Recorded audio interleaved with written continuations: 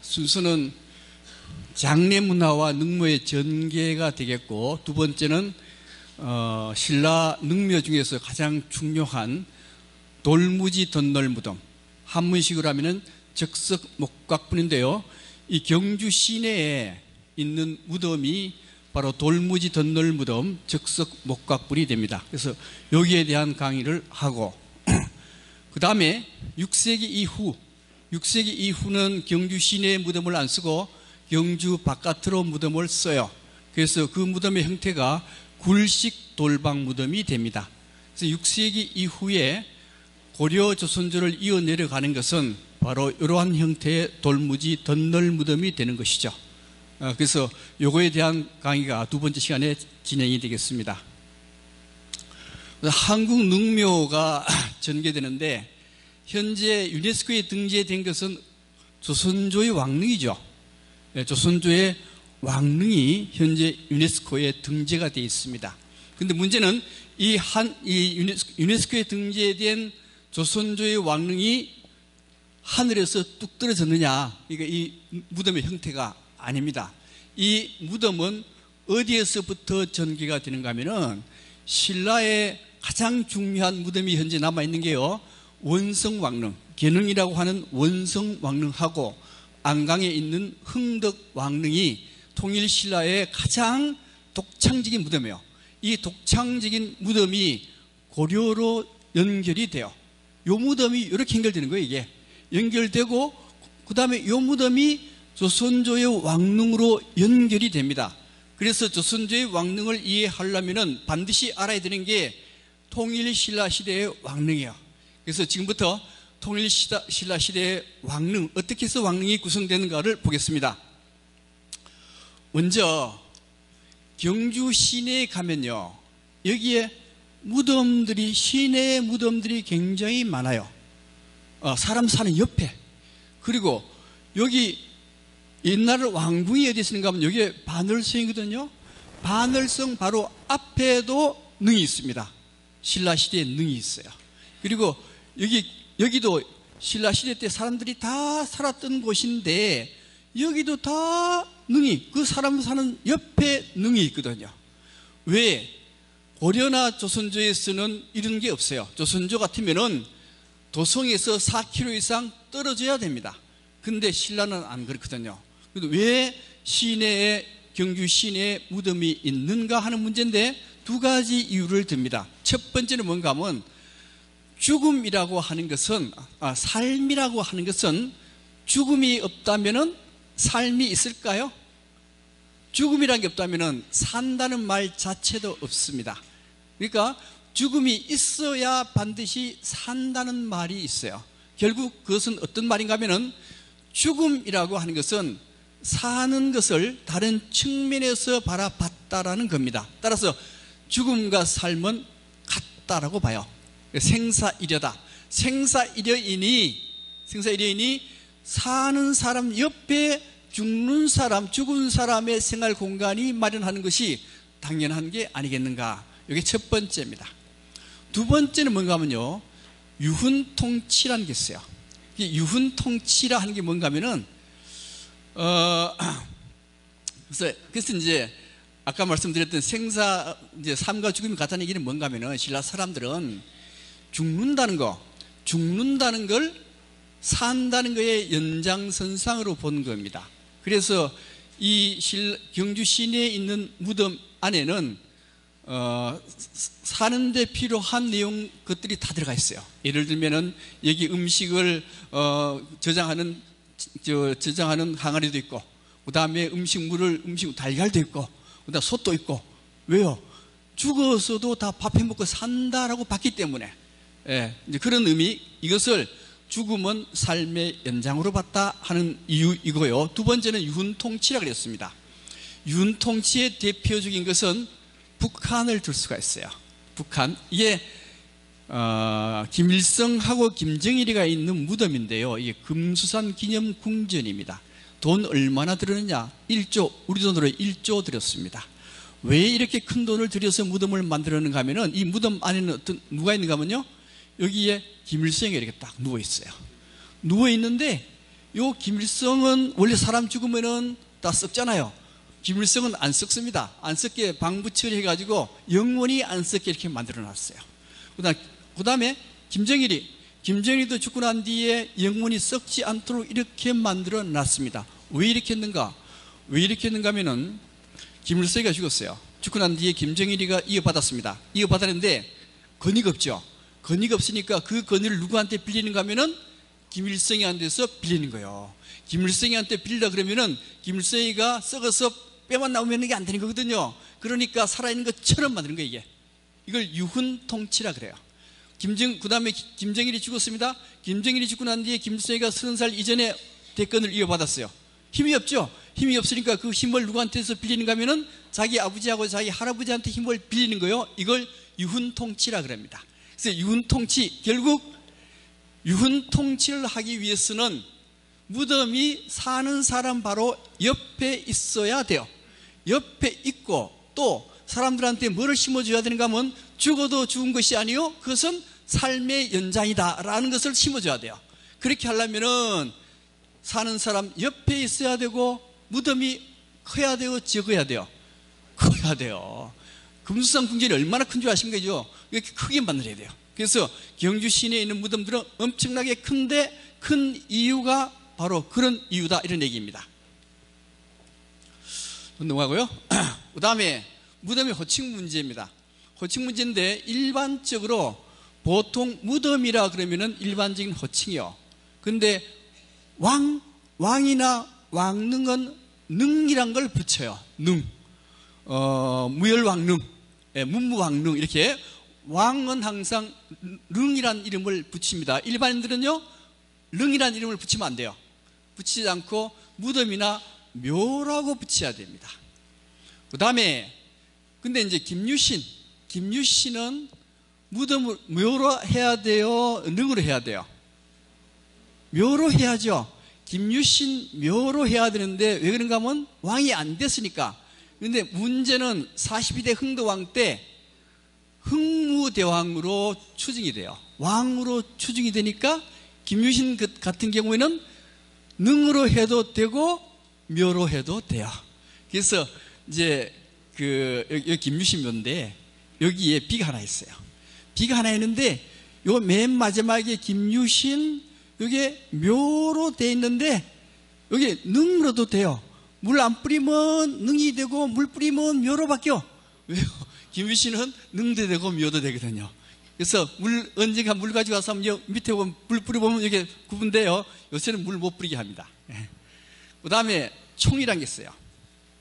총은 경주 가면 고분이 많죠. 고분이 많은데 그걸 발굴을 해요. 발굴을 하면은 그게 총으로 바뀝니다. 총자도 이게 무덤 총자입니다. 자, 발굴하면 총자로 되고, 이게 어느 무덤이게요? 천마총이죠. 총이 붙었어요. 왜요? 요 무덤이 발굴이 됐거든요.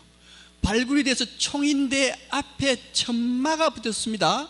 천마가 붙은 거는 왜 천마가 붙었는가 하면은 이 무덤에서 유적이 많이 나와요. 유물 유적이 나오면은 그 중에서 가장 특별하고 뛰어난 유물을 가지고 무덤에 이름을 딱 붙입니다.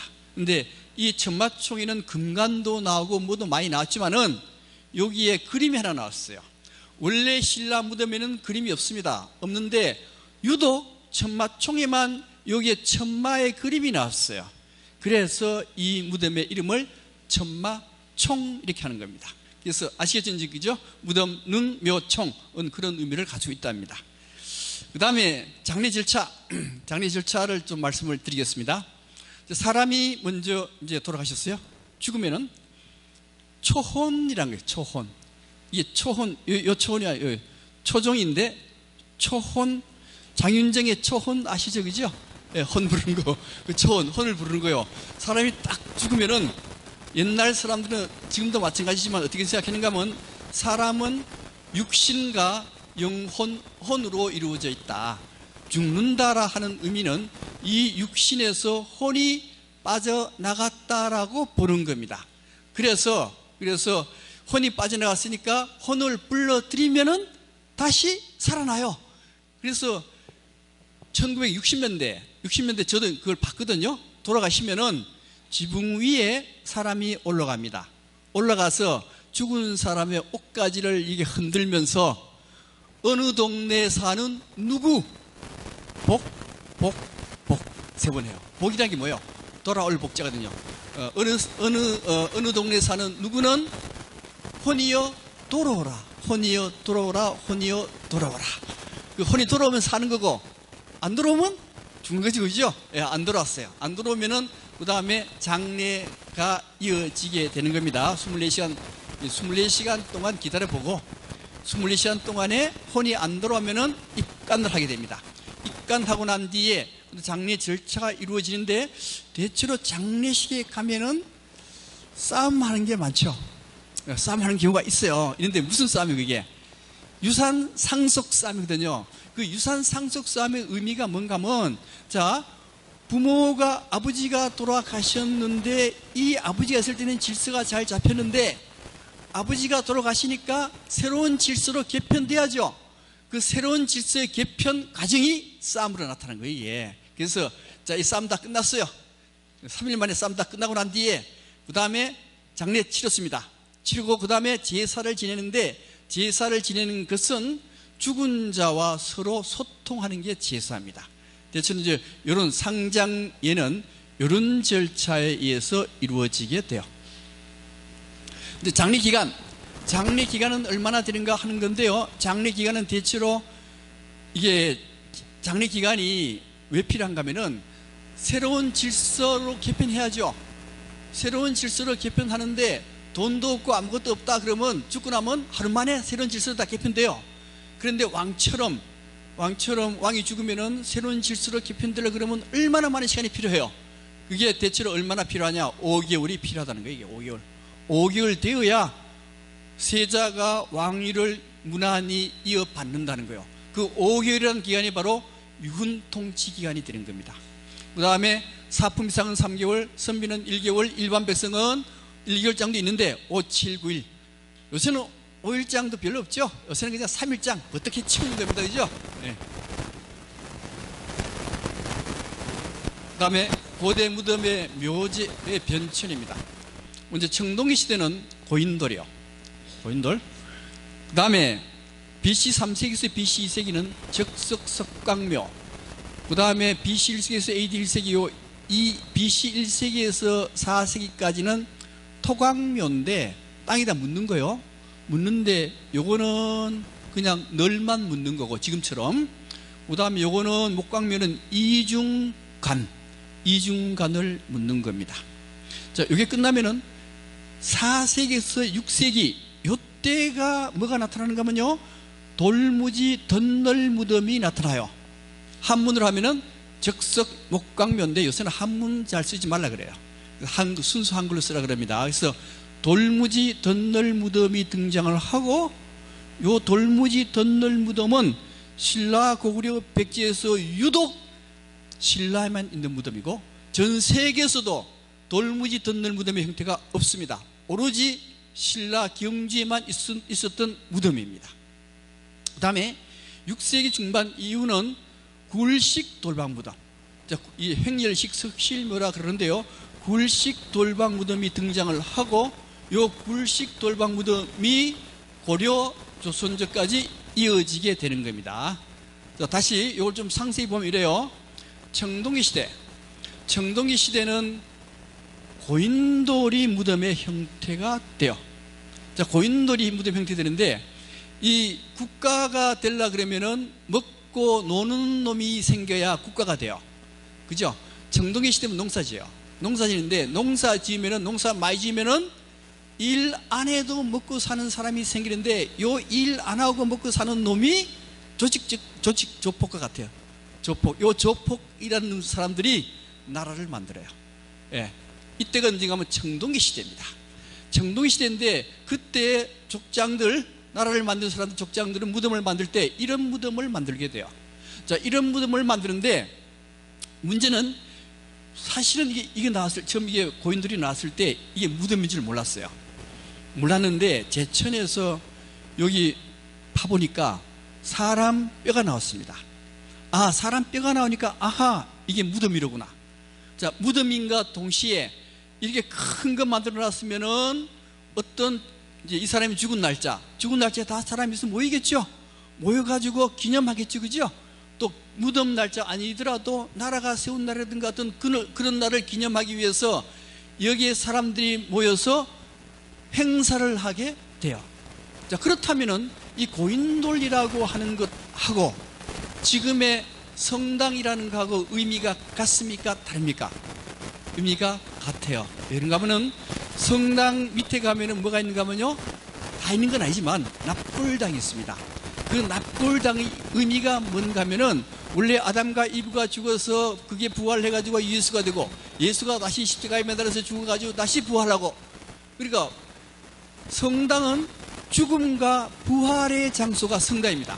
마찬가지로 여기에 이 무덤, 고인돌이라고 하는 무덤, 여기는 사람이 묻어서 죽었죠.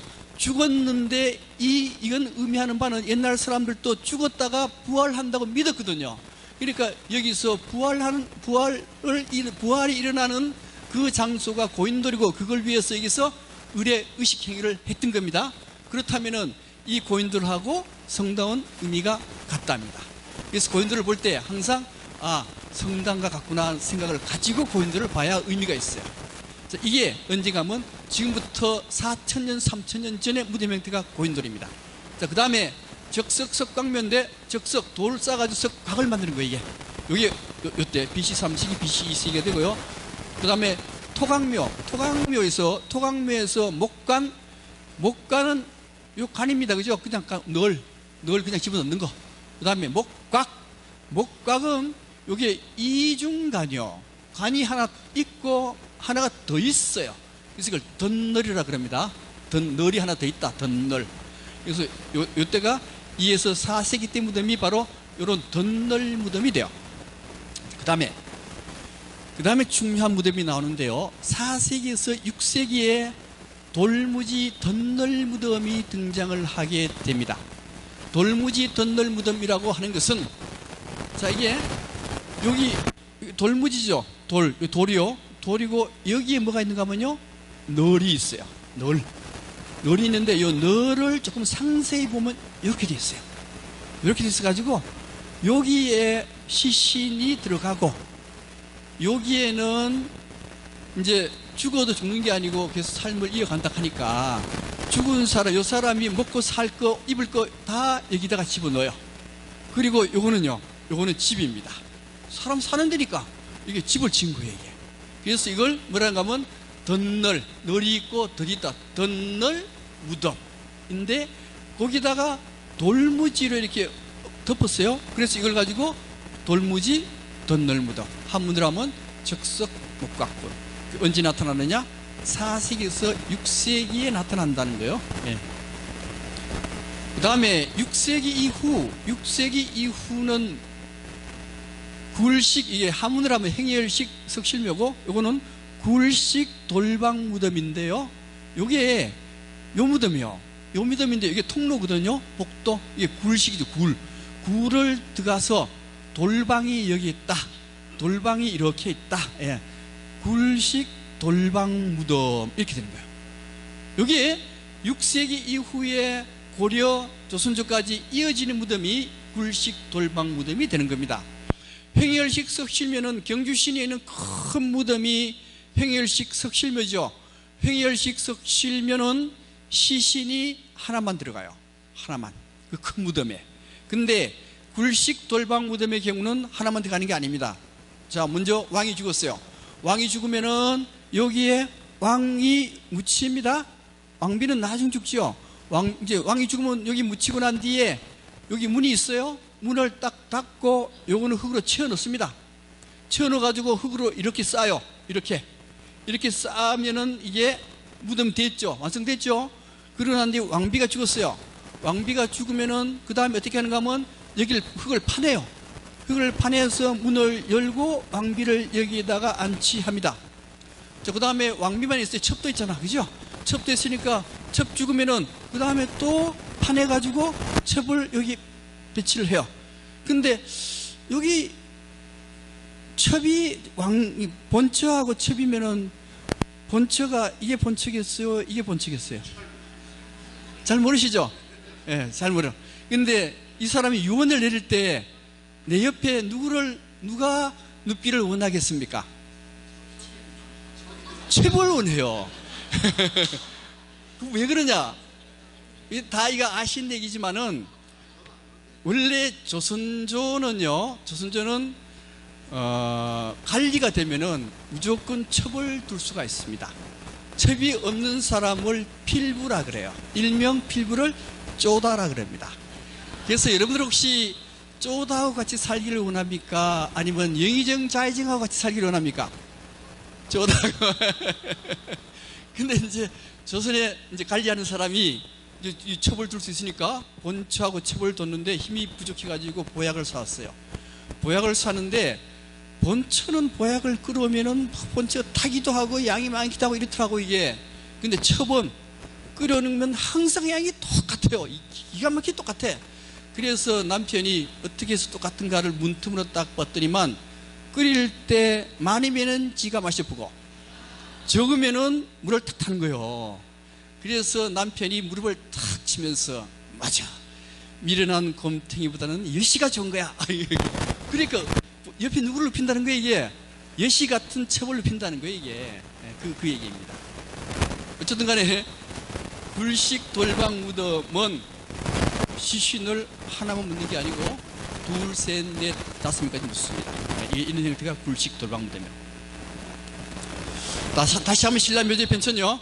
처음에 혁거세 시대에는 그런 목간묘, 그 다음에 그 이후에 16대 왕까지는 목광묘, 그 다음에 17대 내무랑부터 22대 지증왕 때까지 그때는 돌무지 덧널무덤, 그 이후 16세기 이후는 전부 불식 돌방 무덤의 형태가 되는 겁니다. 그 중에서 가장 특이한 무덤 형태가 뭔가 하면요, 돌무지 덧널무덤이에요. 있는 것 같아요? 자, 돌무지 덧널무덤은 언제 나타나느냐 하는 문제입니다. 돌무지 덧널무덤은 17대 내무랑 때 처음 나타나요. 17대 내무랑 때인데 원래 신라는 박혁거세, 혁거세는 성씨가 박씨죠. 박씨요. 그 다음에 9대부터는 성씨가 뭐가 돼요? 석씨로 됩니다. 석씨로 되고 13대 밑주왕은 성씨가 뭐요? 김씨. 그 다음에 그 뒤에 다시 또 석씨로에다가 17대 내무랑이 딱 되면 그때부터는 전부 다 김씨. 자, 김씨 왕조 때부터 뭐가 나타나는 거면요, 바로 돌무지 덧널무덤, 적석 복각훈이 나타납니다. 근데 문제는 이 김씨의 시조가 누군가 하는 문제입니다. 여러 가지 학설이 있긴 하지만은 김씨의 시조를 김일제라고 해요. 들어본 일 있어요? 예. 김일제인데 이 김일제는 한나라 무제 BC 100년경에 한나라 무제 때 흉노족의 왕자였어요. 왕자인데 한나라 무제가 흉노족을 쳐부수면서 휴두왕을 죽여버리고 그 아들을 포로로 데려오는데 그게 김일제입니다. 근데 한나라 무제의 무지무지한 사랑을 받게 돼요. 그래서 투후라는 벼슬까지 올라갑니다. 투후라는 벼슬까지 올라갔다가 그 다음에 김일제의 4대 손 때 신나라, 왕망이 신나라라는 걸 세워요. 들어보셨죠? 신나라. 왕망이 신나라를 세우는데 이 왕망하고 김일제 4대 손하고는 인척간이에요. 그래서 왕망의 신나라 때는 김일제 가족이 승승장구했는데 그만 왕망의 신나라가 망해버렸네. 망하니까 김일제 후손들은 거기에 살 수가 없습니다. 살 수가 없어서 도망을 왔는데, 필사적으로 도망왔는데 그 도망온 나라가 신라. 나라가 신라인데 이 신라라는 나라의 이름은 언제 만들어지는가 하면요, 22대 지증왕 때 만들어져요. 만들어지는데 뭐 신라라는 이름이 뭐 새로운 것을 망라한다, 그런 의미로 신라를 했다 했는데, 어떻게 보면은 왕망의 신나라가 신라가 됐다는 거예요. 이게 그런 설도 있습니다. 어쨌든 간에 김씨는 흉노족의 후손이고 흉노족이 살았던 집이 요런 집이요. 요런 집. 예. 요런 집인데, 자, 요 김씨들이 요런 집 형태에 살다가 신라로 와가지고 죽었어요. 죽으면 삶의 연장이니까 무덤도 뭘로? 요런 형태로 하거든요. 요런 형태로 해가지고, 자, 요런 형태 나무집을 딱 짓고, 요거는 뭐예요? 요건 침대, 너른 침대입니다. 요거는 장식장, 옷장이요. 여기다가 온갖 부속품 다 집어넣고 이렇게 살았던 것인데, 여기 바로 김씨 왕조 때 처음 나타나는 이유를 다르게 설명할 수 있는 방법이 없습니다. 그렇게 되게 설명을 해요. 그래서 경주 시내에, 여기 돌무지 덧널무지, 이 경주 시내에 있는 무덤은 거의 대부분이 돌무지 덧널무덤. 돌무지 덧널무덤인데, 그 돌무지 덧널무덤에 있던 시기는 왕으로 치면은 17대 내무랑부터 22대 지증왕 때까지 4세기에서 6세기, 그때 경주 시내에 무덤을 쓰게 되는데, 여기에 왕들이나 귀족들만 무덤 쓰는 게 아니고 일반 백성들도 여기다 무덤을 다 썼습니다. 쓰는데, 특히 경주 시내 가장 유명한 무덤은 세 군데 있어요. 있는데, 여기 뭐예요? 여기 대능원이고, 그 다음에 여기에 길이 하나 있는데, 길의 서쪽입니다. 서쪽은 길로자, 노서동, 노의 서쪽에 있는 고분, 노서동 고분. 요거는요, 길의 동쪽에 있으니까 요거는 노동동 고분. 노동동 고분인데, 요거는 뭐예요? 이게? 요 무덤이? 보항대요. 이 보항대가 경주 시내에 있는 무덤 중에서 가장 높아요. 높기 때문에 경주 시내 건물은 보항대 기준에서 높으면 안 돼요. 다 그런 게 아니고, 경주 시내 이 근방에서는 보항대를 기준으로 해서 그보다 전부 다 건물을 낮게 만듭니다. 자, 이렇게 해서 경주 시내에 중요한 고분역이 다 있는데, 물론 여기도 있어요. 다 있습니다. 다른 데도 다 있습니다. 있는데, 요 무덤 지구가 가장 중요한데, 요 무덤을 가지고 뭐라 하는가 하면 대능원이라 그럽니다. 대능원인데, 먼저 돌무지 덧널 무덤이 나온 왕조 역사를 한번 잠깐 보겠습니다. 먼저 유래왕 13대 미추왕, 요 13대 미추왕인데, 요 미추왕은 김씨죠. 김씨인데 이게 사위 자격으로 왕이 된 겁니다. 신라 시대는 장가만 잘 거도 왕이 돼요. 그때는. 그래서 그 다음에 사위 자격 끝나고 난 뒤에는 14대 유래왕, 기린왕, 흐려왕은 전부 다 석씨고, 그 다음에 17대 내무랑이 이게 김씨인데요. 김씨인데 문제는 요 내무랑이 사위 자격으로 왕위에 올라요. 보반 부인이 원래 공주입니다. 공주? 그러니까 사위 자격이니까, 그러니까 이게 드릴 사위입니까? 대릴 사위죠. 대릴 사위가 힘이 있겠어요? 대릴 사위 힘 없어요. 없습니다. 공주보다 힘이 없습니다. 나중에 나타나는데요. 자, 그러고 난 뒤에 내무랑 때 실성왕하고 내무랑 아주 멀어요. 먼 김씨 친척인데, 실성왕을 고구려에 볼모로 보냅니다. 볼모로 보냈는데, 내무랑이 곧 죽으려 그래요. 죽으려 하니까 고구려에서 실성왕을 빨리 보내요. 빨리 보내서 내무랑의 왕위를 고구려가 잇게 해줘요. 안 그러면 이 아들이 되는데, 그래서 실성이 왕이 됐거든요. 실성이 왕이 되고 난 뒤에 가만 보니까 이 19대 눌지가 사람이 이제 뛰어나가지고 고구려의 힘을 빌려가지고 눌지를 죽이려고 해요. 죽이려고 하는데, 오히려 눌지가 고구려의 힘을 빌려서 실성을 죽여버립니다. 죽이는데, 문제는 이 실성왕 때 눌지의 동생들 보혜와 미해인데, 보혜는 고구려에 인질로 보내고 미해는 일본으로 인질로 보내요. 실성이. 그리고 난 뒤에 실성이 죽죠. 실성이 눌지에서 죽습니다. 죽고 난 뒤에 눌지가 왕이 딱 올라요. 왕이 올라가지고 보혜와 미해를 구해오죠. 누구로 하여금? 박재상이라 하기도 하고 김재상이라고도 해요. 그래서 박재상에 의해서 둘이 딱 구해오는 겁니다. 그러고 난 뒤에 20대 자비왕, 21대 소지왕, 22대 지증왕. 요때까지가 경주 시내에 돌무지 덧늘 무덤이 있었던 왕조입니다. 왕이 몇 명인가 하면 6명. 예. 그래서 먼저 대능원으로 가겠습니다. 자, 대능원인데 여기가 이제 정문이죠, 그죠? 정문으로 싹 들어가면은 여기에 대능원입니다. 돌아서 들어가면 검청도 있고 무슨 청도 있고, 그 다음에 여기 들어오면 이게 뭐요? 황남 대청. 여기 대능원 중에서는 제일 큰 무덤이요.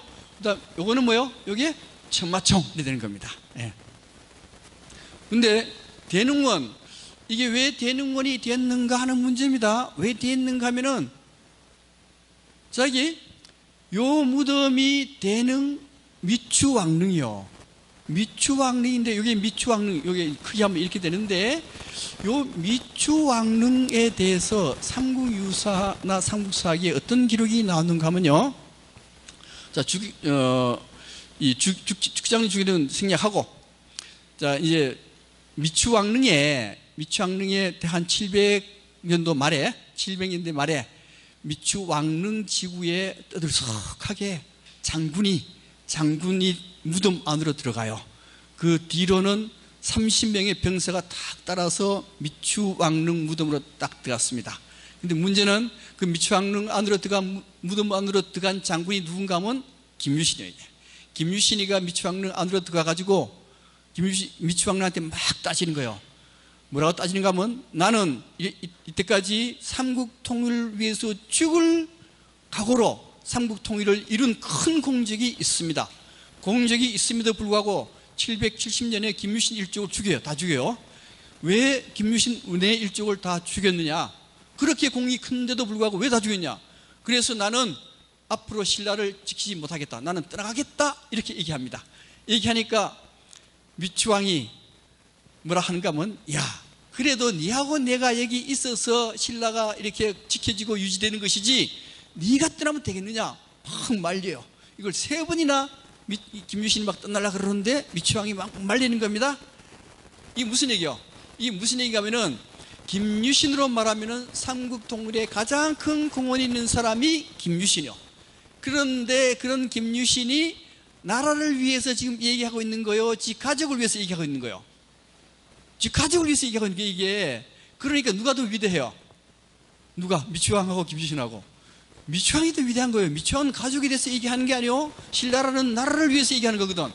그래서 여기서 얘기하는 바는 김유신이 그렇게 큰 업적을 세웠다 하더라도 미추왕에 비하면 아무것도 아니다. 그래서 미추왕릉을 뭐라 하느냐? 대능. 예, 큰 왕의 능, 대능. 이렇게 하는 거예요. 그 이유는 뭐냐? 이유는 뭔가 하면, 물론 17대 내무랑 때부터 김씨왕조가 시작된다 하지만은 실제 김씨왕조의 시작은 13대 미추왕부터 시작되는 거예요. 그 이후에 거의 다 전부 김씨잖아, 그죠? 그 기초를 닦은 왕이 13대 미추왕이 되는 겁니다. 그걸 얘기하는 거예요, 이게. 예. 그래서 이제 미추왕의 미추의 그 어원은 뭐냐? 어원이 뭔가 하면 밑바닥. 그 의미요. 밑에서 미추가 나온 겁니다. 근본이요, 원래의 뜻을 뜻해요. 이 의미는 다시 말씀드리면은 13대 미추왕은 김씨 왕조의 맨 밑바닥부터 시작되는 왕, 미추. 그래서 미추가 되는 겁니다. 자, 그 다음에 자, 여기 요거죠. 여기 천마청이 어디 있는가 하면은, 여기 이렇게 딱 들어와서, 잘 모르겠다. 이건가? 이거 맞아요? 아닌 것 같은데? 그렇다 하고. 자, 천마청 구조입니다. 천마청. 원래 이제 이 천마청이, 이제 어떻게 해서 발굴되는가 하면은, 박정희 대통령이 1970년대에 박정희 대통령이 경주에 왔어요. 와가지고 능을 딱 보고, 야, 경주에 이렇게 고분이 많은데 이 고분을 발굴해서 관광자원으로 쓰면 엄청 좋지 않느냐 하면 능을 발굴해봐라. 그래서 찍은 능이 뭔가 하면요, 황남대청을 찍었어요.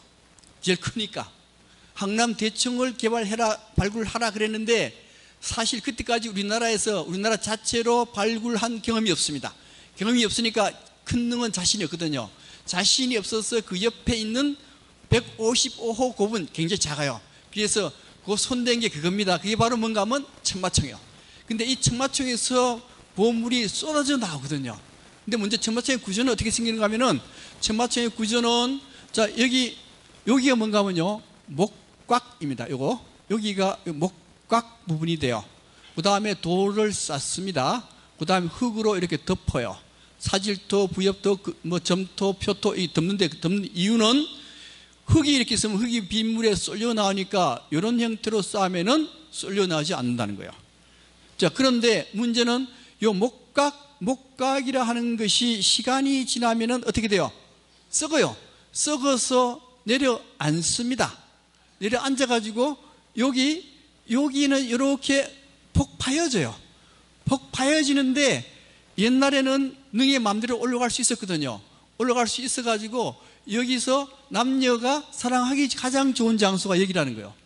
요새는 아닙니다. 요새는 그냥 놔두면 물이 들어오기 때문에 요새 전부 다 이렇게 다 해놨어요. 동구스름하게 이렇게 해놓은 겁니다. 자, 이런 형태로 구성이 되어 있고, 자, 내부에는요, 여기가 바로 관이 있었던 자리고, 이 전체는 곽이고, 관이 있었던 자리고, 관 있는 자리 보면은 여기가 바로 시신이 이렇게 누워있던 자리거든요. 자리인데 여기에 이렇게 모자가 있고, 여기에 금관이 있고, 여기는 가슴걸이 장식이 있고, 여기는 나비 형태의 장식이 있고, 여기는 새 날개 장식이 있고, 그 다음에 여기는 칼이 이렇게 있고, 근데 시신이 이렇게 붙여 있으니까 여기 허리쯤에는 이렇게 허리띠가 있고, 자, 이런 것들이 다 발굴이 됐습니다. 전부 다 금으로 되어 있죠. 거기다가. 예. 근데 금관입니다. 이게 금관이죠. 금관인데 이걸 왕관이라고 안 합니다. 왜 그런가 하면은 이 금관이 몇 개 나왔는가 하면요, 금관이 하나, 둘, 셋, 넷, 다섯, 6개 나왔어요. 6개 나왔는데 여기에 왕들 17대 네무람부터 22대 지승왕 때까지가 왕이 몇 명이요? 6명. 6명인데 문제는 왕관 6개 나왔으면 하나씩 주면 될 거 아니냐 싶은데요, 이게 발굴한 게 몇 개 안 돼요. 몇 개 안 되는 거 발굴했는데 금관이 6개 쏟아져 버렸거든. 그러니까 이 금관은 왕이 쓰는 금관이 아니죠. 그래서 왕관이라고 만드는 거예요. 이거는 왕만 쓰는 게, 왕도 물론 쓰죠. 왕도 쓰고 왕비도 쓰고 기저도 쓰고 애도 쓰는 거예요, 이게. 그래서 이걸 금관이라고 하는 겁니다. 금관이라고 해요. 자, 이 천마총 금관 아주 아름답죠. 금관총 금관. 예. 금관총의 구성인데요. 자, 여기 이렇게 펼치면은 이렇게 관태가 이렇게 있고요. 그 다음에 요거는 이렇게 되어 있는데, 요거는 사슴뿔 모양이에요. 사슴뿔 모양. 이것도 사슴뿔 모양. 요거 출자 형태 나무인데 몇 개 있는가 하면 하나, 둘, 세 개 있어요. 그래서 그 다음에 달개, 달랑달랑 달개도 달려있고, 곱은 옥도 달려있고. 자, 요렇게 금관이 구성되어 있는데 도대체 이런 것들은 뭐를 의미하는가 하는 문제입니다. 뭘 의미하는가 하면요, 먼저 실제 사용했나 안 했나 그 문제예요. 첫 번째, 금관은 실생활에 굉장히 사용하기 곤란하다는 문제가 있습니다. 왜 그런가 하면은 이게 약해요. 그 박물관 가보면 금관이 약하기 때문에 쓰고 활동하기 굉장히 좀 곤란합니다. 그런 면이 또 있고요. 또 한 가지는 이 금관에서 이런 모습이 보이는데, 여기 뭔가 하면 여기에 곱은 옥이고 이건 달개입니다. 달개인데 여기 구멍이 빵빵 뚫어졌어요. 요거 구멍 왜 뚫어놨는가 하면 여기에 달개나 옥을 달기 위해서 뚫었는데, 보니까 여기에 옥을 달 필요가 없어서 그냥 둬버린 거예요. 둬버리는데 만약에 왕이 실제 사용하는 금관이라고 한다면 이런 실수가 허용될까요? 허용 안 됩니다. 그죠? 이런 거 만들면, 야, 이거 밖에 못 만들어. 혼나죠? 그러니까 요 금관은 실제 사용하는 게 아니고 장례, 왕이나 귀족이 찍었을 때 장례용으로 만들었다라고 하는 설이 현재는 가장 많이 이용이 되고 가장 많이 말하고 있습니다. 이게 제작 실수도 방치하고 또 이게 마무리한 거 엉성해요. 이거 뭐 엉성하잖아, 그죠? 그런 거 봤을 때 이 금관은 실제 사용하는 게 아니고 죽은 뒤 장례용으로 만들어서 사용했다. 그렇게 얘기를 하고 있습니다. 그 다음에 금관의 상징 문제입니다. 자, 금관은 상징 문제인데, 자, 이 금관은 제사장, 처음에 시작된 것은 제사장에서부터 시작됐다는 거예요. 제사장이 뭐냐? 이런 사람이에요. 자, 이 제사장인데 샤만이죠. 옛날에는 무당이 왕까지 겸했어요. 왕까지 겸하고, 문제는 옛날 사람들은 사슴을 뭐라고 봤는가 하면 신과 같은 동물로 봤습니다. 그 이유가 뭔가 하면 사슴한테는 뿔이 있는데 요 뿔이 신단수라는 거예요. 신단수라는 게 뭐예요? 신단수라는 거는 신이 하늘에서 내려오는데 어디로 내려와요? 신단수 나무로 내려옵니다. 나무로 내려오면은 그 나무가 신이 되는데, 문제는 옛날에는 사슴을 신으로 봤다는 데 있어요. 왜 사슴을 신으로 보는가 하면은 사슴이라고 하는 것은 봄에 나타났다가 가을 되면 사라집니다. 그러니까 나타났다 사라졌다 하는 게 신의 속성의 첫 번째고요. 두 번째는 이 뿔을 가을에 잘라요. 이게 죽음입니다. 봄에 다시 뿔이 살아나요. 죽었다 살았다 하는 그 성질도 신의 속성입니다. 그래서 옛날 사람들은 사슴을 신으로 봤다라고 하는 거예요. 신으로 봤으니까 그 다음에 뿔은 신이 뿔에서 내려와서 사슴이 신이 되었다. 그러면 무당이 사슴의 뿔이 있는 요 사슴 모자를 딱 쓰게 되면은 요 무당은 뭐가 돼요? 신이 되는 거예요. 그런 의미입니다. 그러니까 여기에 이것이 변해서 뭐가 되는가 하면 금관이 되었다는 거예요. 금관이 되었다. 그 다음에 나무, 이게 나무인데요. 여기는 이제 사슴 뿌리고요. 사슴 뿌리고, 요 나무인데, 요 나무의 의미는 또 뭐냐 하면은, 우리 원래 아까도 말씀드렸듯이 신은 항상 산에 나무로 내려온다 했습니다. 신단수로 내려와요. 신단수로 내려오기 때문에 금관에 항상 여기에 신단수를 표시할 필요가 있다 해서 이렇게 표시하는 것이고, 그 다음 또 한 가지, 여기 보면 새가 있습니다.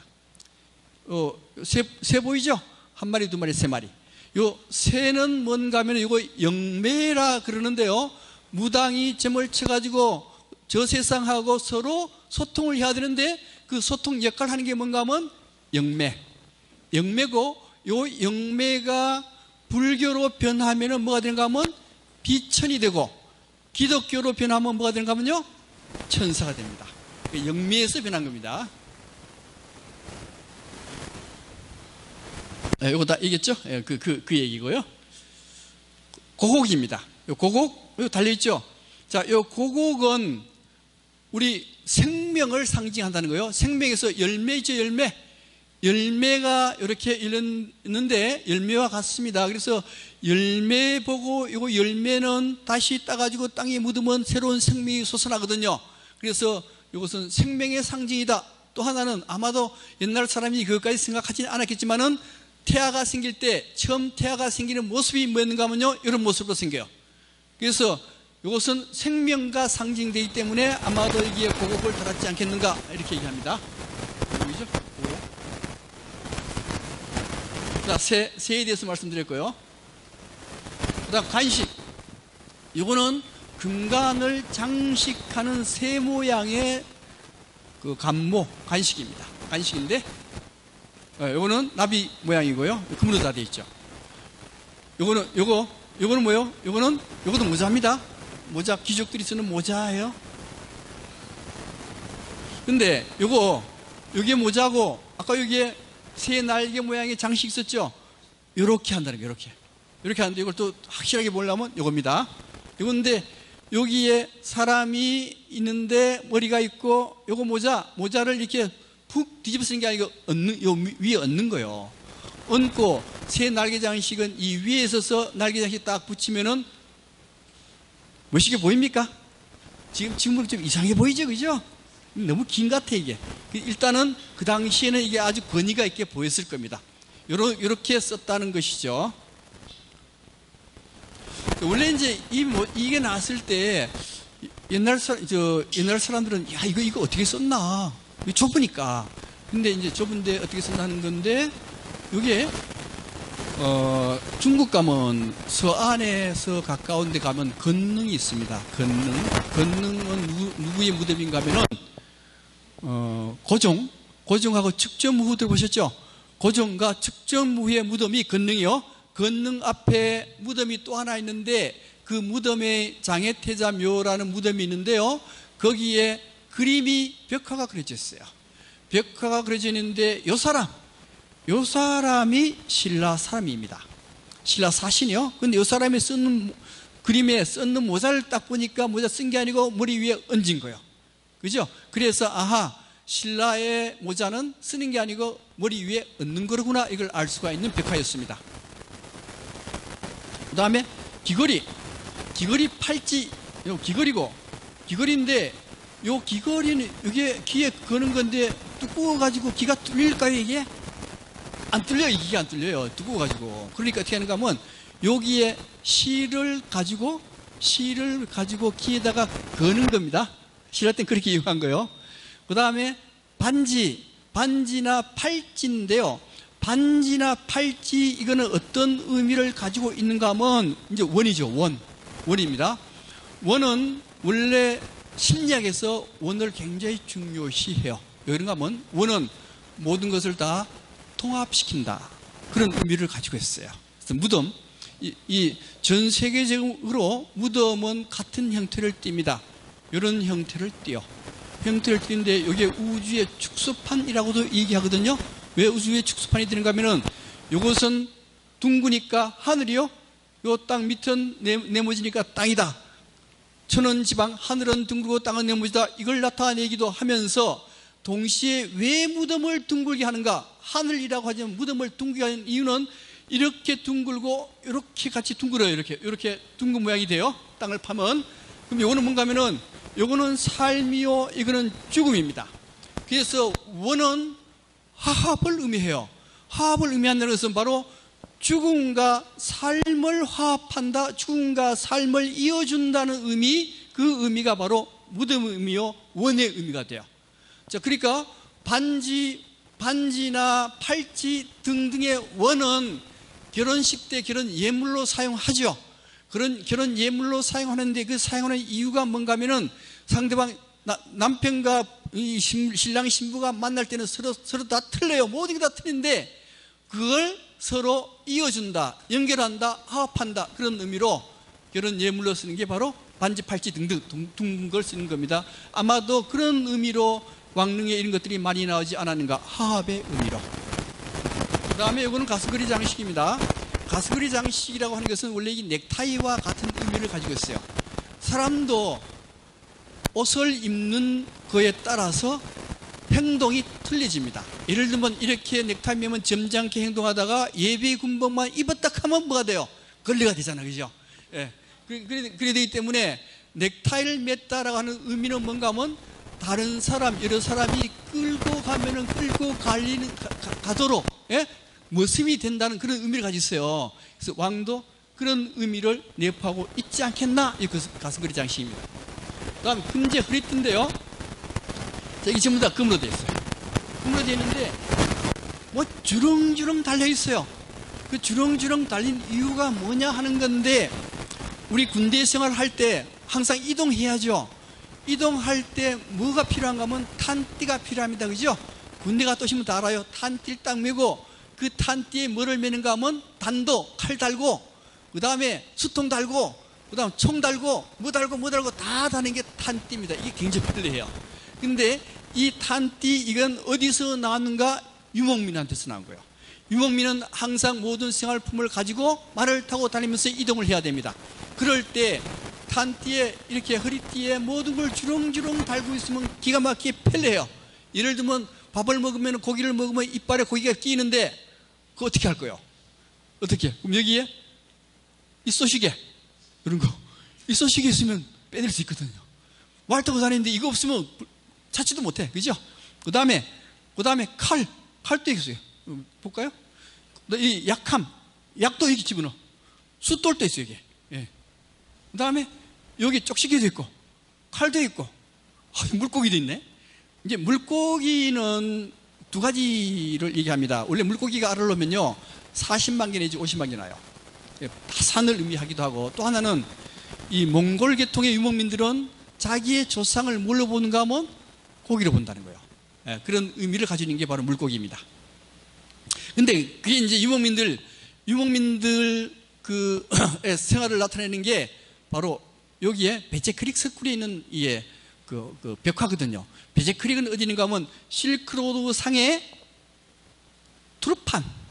투르판에 가면 베제크릭 석굴산의 벽화가 있는데, 이 벽화가 베제크릭 석굴에서 가장 뛰어난 벽화입니다. 정말 뛰어난 벽화거든요. 벽화인데 이걸 누가 훔쳐가는가 하면 독일 사람들이 와가지고 이걸 톱으로 잘라가지고 다 가져가요. 가져갈 때 뭐라고 하면서 가져가는가 하면은 이 훌륭한 이 예술품을 이 사막 기퉁이에, 건조한 사막 기퉁이에 둬서 되겠는가, 이걸 가져가가지고 독일에 있는 멋있는 박물관, 온도 조절, 습도 조절 다 되는 박물관에 거기다 보관하는 게 좋겠다 해서 가져갔어요. 맞습니까? 틀립니까?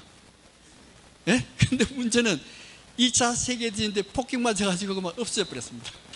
예, 가져가면 안 돼요. 안 됩니다. 제자리에 있을 때 그게 가치가 있는 겁니다. 근데 여기 유목민들이거든요.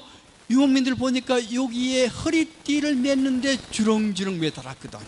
자, 여기에 신라 왕들이 주렁주렁 매달는 그 허리띠의 이유가 될 수 있는 겁니다. 그 다음 천마도입니다.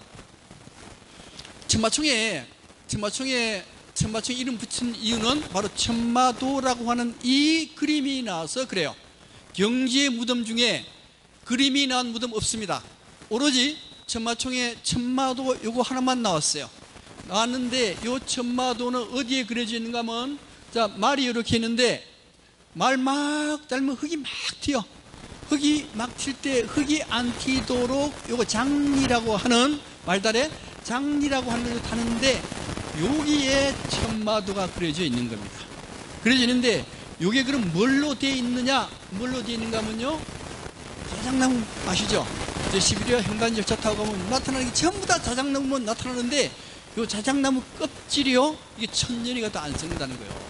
그래서 이 자작나무 껍질을 두껍게 이렇게 해가지고 여기다가 그린 그림이 바로 천마도고, 이 천마의 뜻이 뭐냐? 천마의 뜻은 원래 요 그림 뭔가 하면요, 신라의 시작은 육부천장이 산에서부터 내려올 때부터 시작이 돼요. 육부천장이 산에서 딱 내려왔습니다. 그러고 난 뒤에 6명이 모였어요.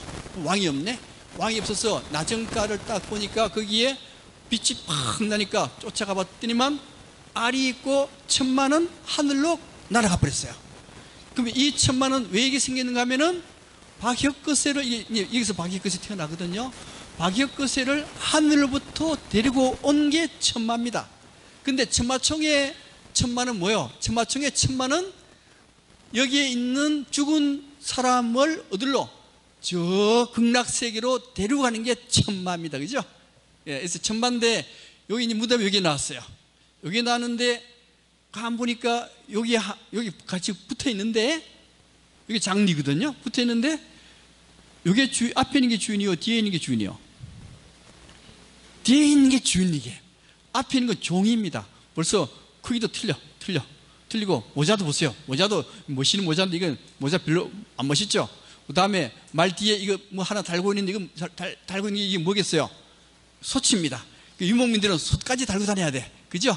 근데 이제 여기 이제 죽었으니까, 무덤이니까 이승에서 저승으로 가요. 갈 때 여기에 이제 시종이 앞장서 가지고 여기에 뭐가 있는가 하면 요령이죠, 요령. 우리 사람 죽으면 요령 흔들면서 가잖아, 그죠? 요령을 흔들면서 어디로 가면 저승으로 가는 거예요. 그래서 뭘로 가느냐? 말을 타고 혼을 인도해서 저승으로 가는 모습, 그 모습이 바로 천마도의 모습이 아니겠는가, 이렇게 얘기합니다. 자, 이렇게 10분 쉬고 항남대충 하겠습니다.